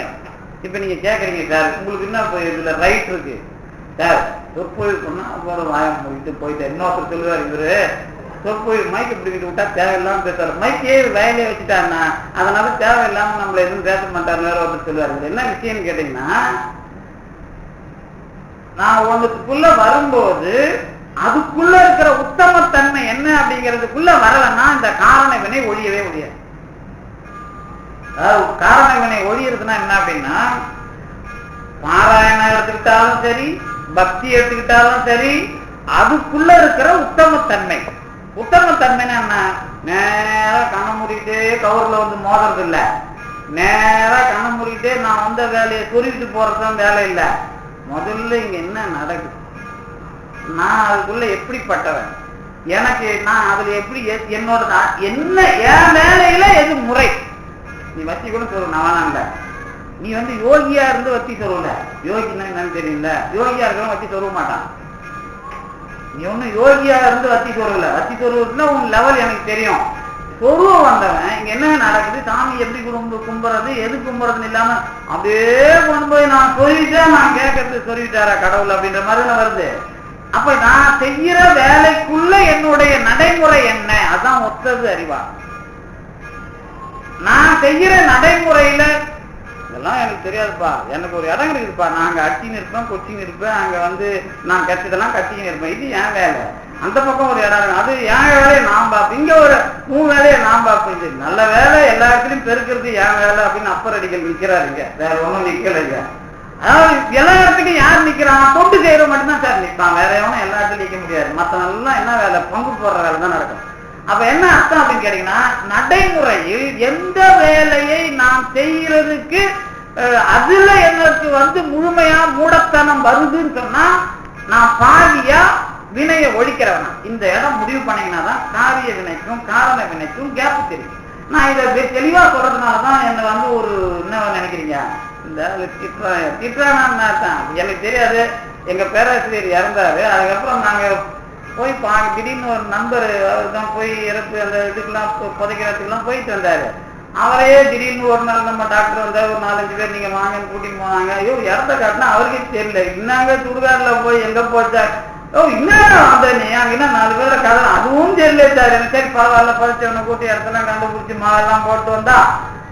இவ்வளோ பெரிய அளவுக்கு வேலை பார்த்துட்டு ஒரு ஆள் செத்து போயிருக்கிறாரு இந்த சைவ சித்தாந்தங்கிற பேர்ல. என் குருவேன்னு அவர் காலில் வந்தவன் பாதி பேரு, தீட்டை வாங்கினவன் பாதி பேரு, ஆகா ஒவ்வொரு சொன்னவன் 1000 பேரு. எவனும் அந்த குருகாரில் அந்த சிமெண்ட் தர கூட போட்டு வைக்கலையா அவளு.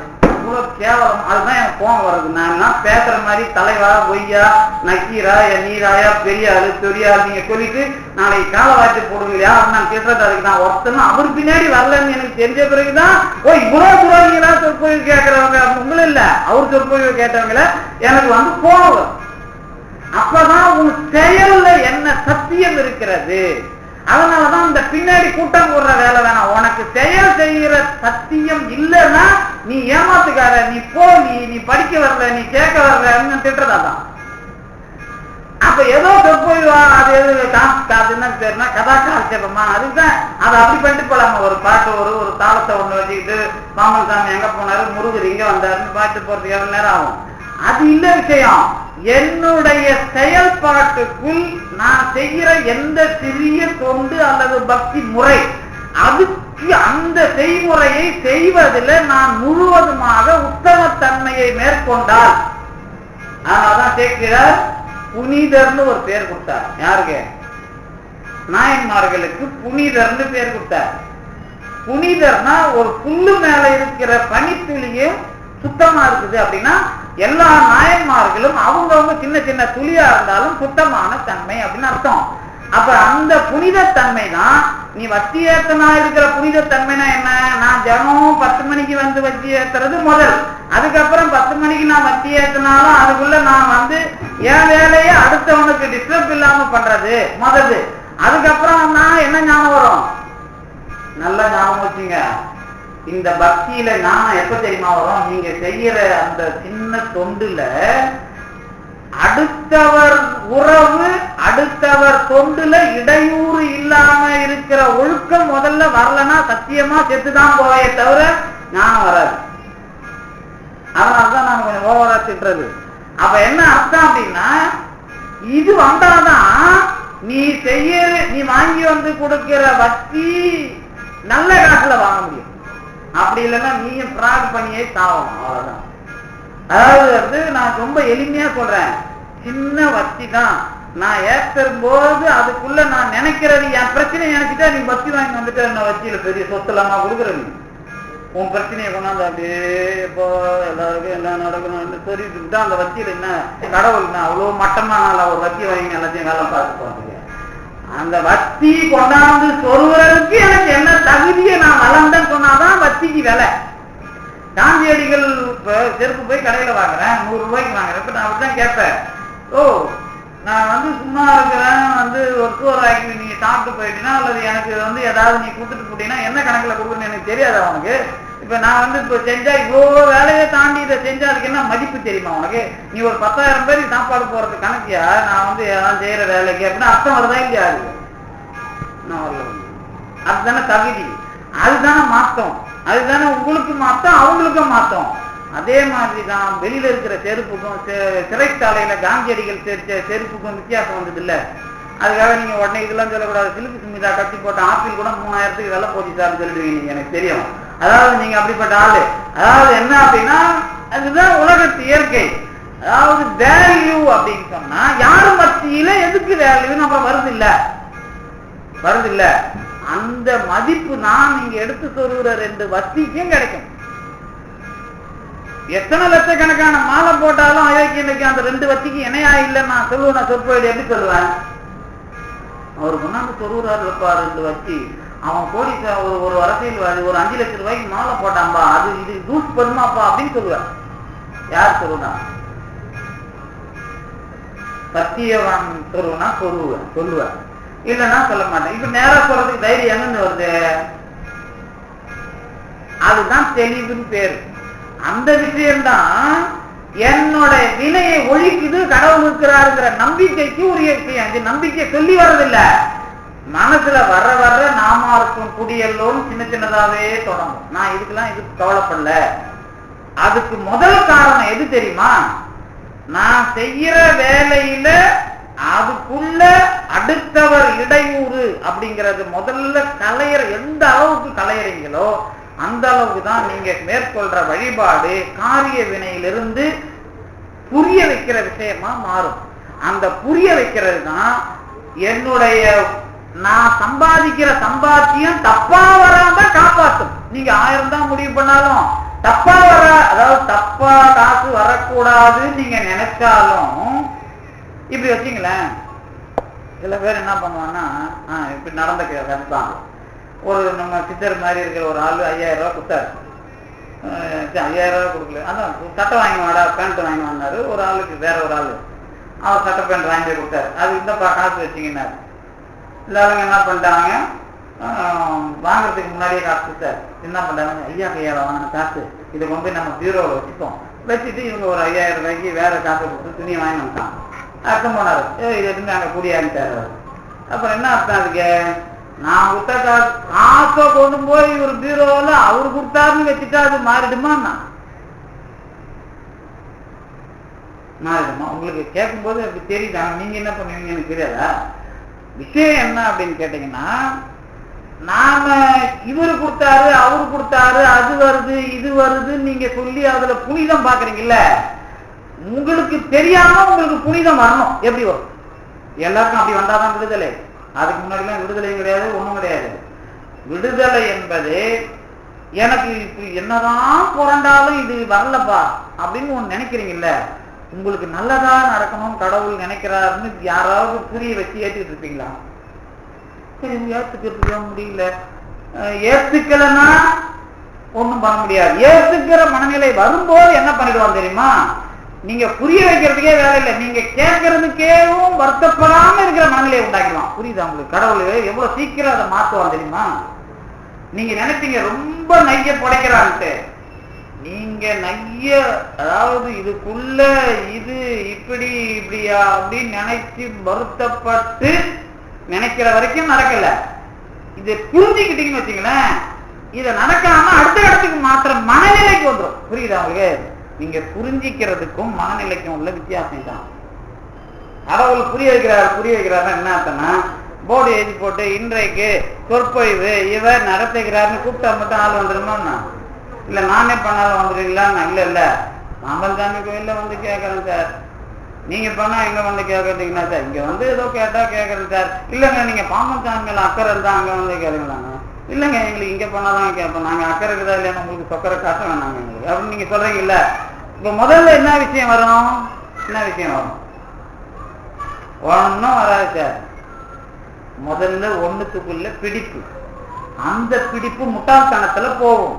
அந்த முட்டாள்தனத்தை களையிறதுக்கு அந்த அடுத்தவர் விஷயமாக இருக்கிற தடையை நீக்கிறது. இதான் முட்டாள்தனத்தை நீக்கிற ஒரே வழி. அது நீக்கும் போது கடவுள் என்ன பண்றாருன்னா, உங்களுக்கு புரிய வைக்கிறது இல்ல, அந்த மனநிலையை மாற்றுவார்.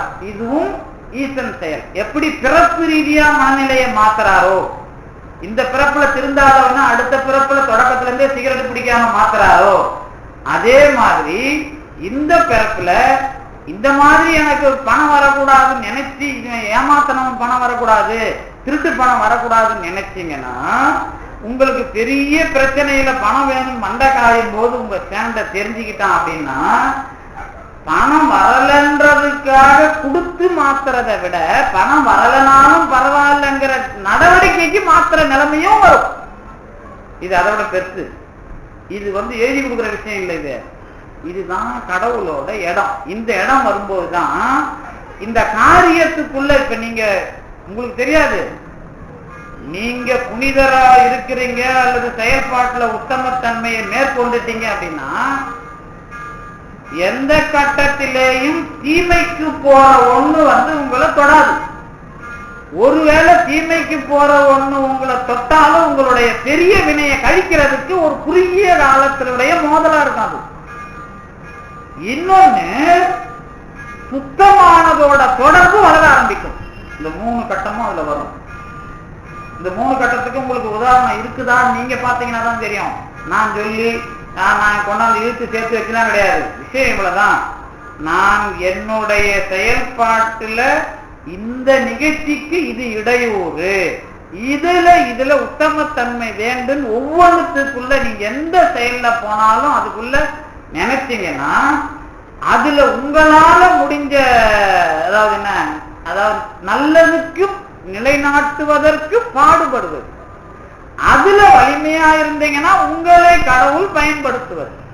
இது வளரும். இதுக்கு நடுவுல தான் நீங்க அதுக்குள்ள வர்ற ஆளு வர்ற பொருள் இதெல்லாம் கெட்டது வராதுன்னு நான் சொல்லிடுவேன். ஆனா கெட்டது வந்தாலும் உங்களுக்கு இருக்கிற பெரிய கெட்டதை நீக்கிறதுக்கு அது வந்து போகும். அதை வராம நீங்க தவிர்க்க முடியாது. ஏன்னா உங்களை சுத்தப்படுத்துறது அங்க பொறுப்பு கடவுளுக்கு அதிகமா இருக்கும். அது வந்து போன பிறகு சுத்தமானதனுடைய தொடர்பும் உங்களுக்கு வளர ஆரம்பிக்கும். இதெல்லாம் நாம பண்றது இல்ல, இது எதுவுமே நாம பண்றது இல்ல. ஆனா இது நமக்காக நடக்கிறது தான், நம்மள வச்சுதான் நடக்கும். ஆனா உங்களுக்கு இது சுத்தி அது செஞ்சு செஞ்சு காட்ட காட்ட ஆளுங்களை வச்சு புரிய வைக்க நீங்க எடுக்கிற ஒவ்வொரு ஸ்டாண்டும் தான் உங்களுக்கு அதை புரிய வைக்கிற விஷயமா இருக்கும்.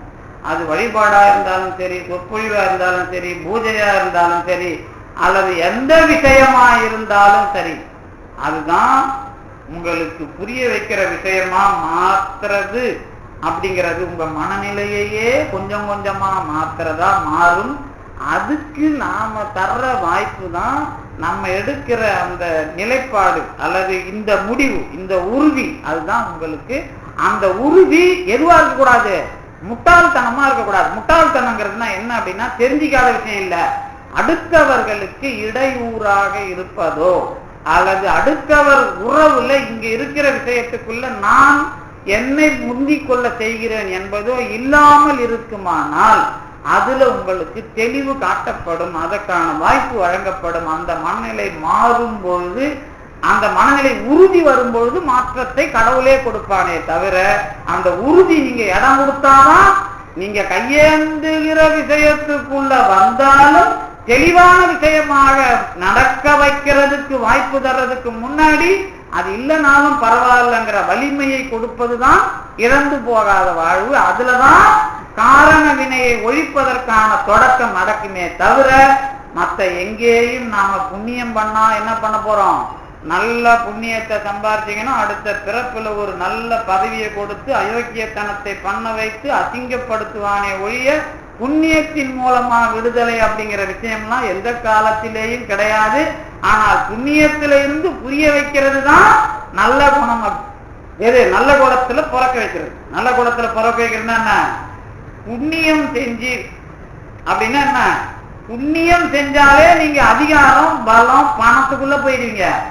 புண்ணியத்துக்குள்ள ஒழுக்கம் ஞானம் இதெல்லாம் வேலை செய்யும் போதுதான் எனக்கு சுத்தி இருக்கிற உறவு நட்பு எல்லா விஷயத்துக்குள்ளையும் தப்பு பண்ணாம நான் இன்னைக்கு செத்தன்னா என்ன, அதாவது ஏன் சாவு வலிமையா மாறுது அப்படின்னா அதுக்குள்ள உங்களோட உண்மைதான் காரணம். நான் என்ன வச்சு சொல்லல, சொற்பொழிவாளராக இருந்தாலும் சரி, ஆபீசரா இருந்தாலும் சரி, அவர்களுடைய இறப்புக்கு பிறகு அவர்களை பத்தி தெரிஞ்சுக்கிறதுன்னு எல்லாம் சொல்லுவான். நான் அப்படி சொல்ல மாட்டேன். அவங்களுக்கு பிறகு சமூகம் எந்த அளவுக்கு அயோக்கியத்தனமா இருக்குது, எந்த அளவுக்கு யோக்கியத்தனமா இருக்குது அப்படிங்கிறத வச்சே கடவுள் உங்களுக்கு வேலையை பார்க்கறானா அவங்களுக்கு வேலையை பார்க்கறானான்னு உங்களுக்கு புரிஞ்சிடும். அவங்களுக்கு அவன் அழகா வேலை பார்ப்பான், உங்களுக்கு வேலை பார்க்கறதுங்கிறத பத்தி தான் இப்ப பிரச்சனையே தவிர அதுதான் தேவை. ஏன்னா அதுக்குள்ள எந்த அளவுக்கு நமக்கு புரிஞ்சுக்கிறோம் அப்படிங்கிறது தான். இப்ப நல்ல குடும்பத்துல பிறக்க வைக்கிறதுனா நல்ல அப்பா அம்மா பணக்கார அப்பா அம்மான்னு கிடையாது. நான் என்னுடைய பிறப்பில என்ன தெளிவு அடைய வேண்டுமோ அதற்கான அமைப்பு செட்டப்பு, அதுக்குள்ளதான் நீங்க என்ன பண்ண போறீங்க, எந்த மாதிரி அந்த விடுதலையை நீங்க நினைச்சு பாக்குறீங்க அப்படிங்கிறது தான் கடவுள் எடுக்கிற முடிவு. அதுதான் உறுதி. அந்த உறுதி தான் உங்களுக்கு என்ன பண்ணும், சோதனை எல்லாம் பண்ணாது. அது இல்லைனாலும் பரவாயில்லைங்கிற மன வலிமையை தர்றதுதான் கடவுளோடு நாம நெருங்கிறதுங்கிறது. அதுதான் நீங்க சும்மா தப்பையா செய்யற வேலையா இல்லாம தெளிவா செய்யற வேலையா காரணங்களை மாத்துறதுக்கான அறிகுறியா இருக்குமே தவிர வெறும் மூர்த்தி தலம் தீர்த்தம் வழிபாடுன்னு சும்மா சட்டப்படி போய் பண்ற வேலை மட்டும் விடுதலை கிடையாதுன்னு பாம்பன் சாமி தெளிவா சொல்லியிருக்கிறார். அதுதான் உங்களுக்கான செய்தி என்பதை சொல்லி இந்த அளவுக்கு தந்து நிறுத்திய திருவர்களுக்கும் குருவர்களுக்கும் நன்றி விட வருகிறேன்.